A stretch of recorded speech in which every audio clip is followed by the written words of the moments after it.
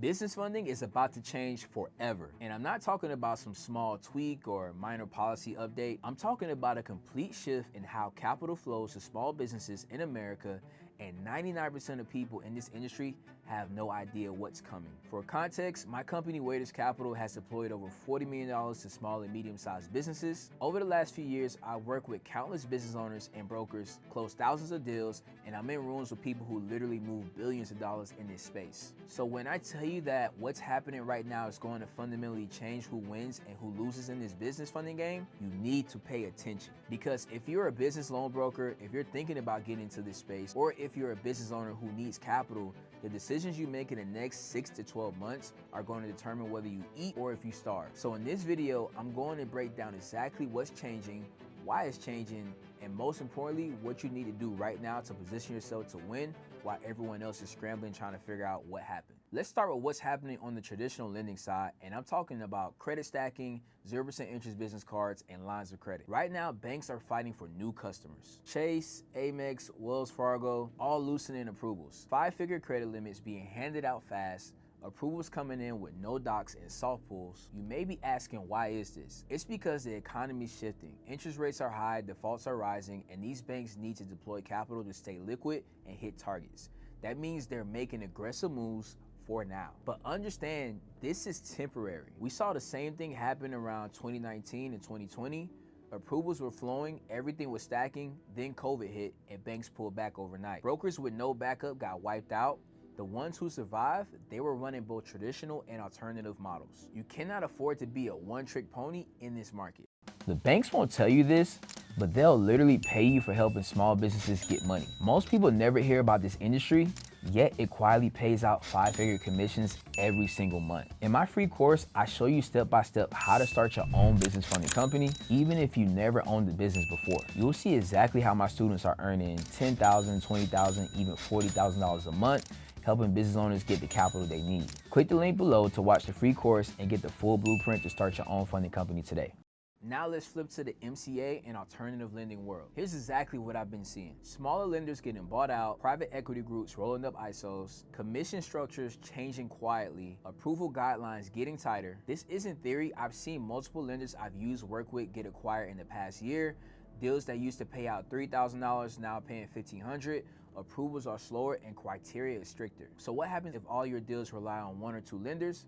You're done. But here's the opportunity. Lenders are now hungry for legit broker partners. They want people who send clean files, who know how to pre-qualify, and who can close. That means if you're structured, consistent, and professional, you now have leverage to negotiate, higher commissions, better approval ratios, and access to exclusive funding programs. But you need to stop chasing a lender and start building relationships with the right lenders. So now let's talk about something a lot of new brokers sleep on, which is compliance. This industry used to be the wild, wild west. Anyone with a Gmail account and a PDF app could call themselves a funding expert, but those days are numbered. More states are rolling out licensing requirements. Lenders are demanding entity docs, contracts, broker agreements, disclosures.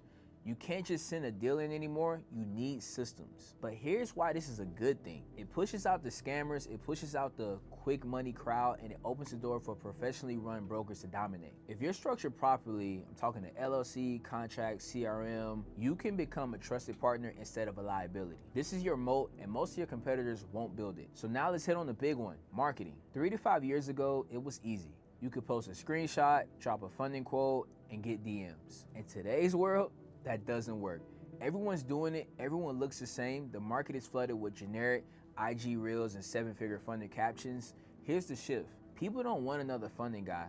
They want a trusted advisor. Someone who educates, who explains, who builds brand equity, not just quick hits. So if you're still doing 2020 marketing in 2025 and beyond, you're invisible. Start creating value-driven content. Break down funding options, explain the differences, and share client stories. Build a real brand, not just a profile. The brokers who treat this like a real business are the ones who will still be standing in 2026. Let me give you the play-by-play whether you're already in this space or thinking about jumping in. If you're already brokering deals, you need to add traditional funding ASAP if you're not already offering it. Stop relying on 1 or 2 lenders, diversify your stack. Level up your brand and stop blending in. Stay educated, know what's happening in underwriting, regulations, and market trends. If you're brand new or considering this space, now is still a great time to get in, but only if you do it right. Start with the right structure, entity, lender relationships, compliance, and be ready for operations. Learn both traditional and alternative from the start. Avoid shortcut culture.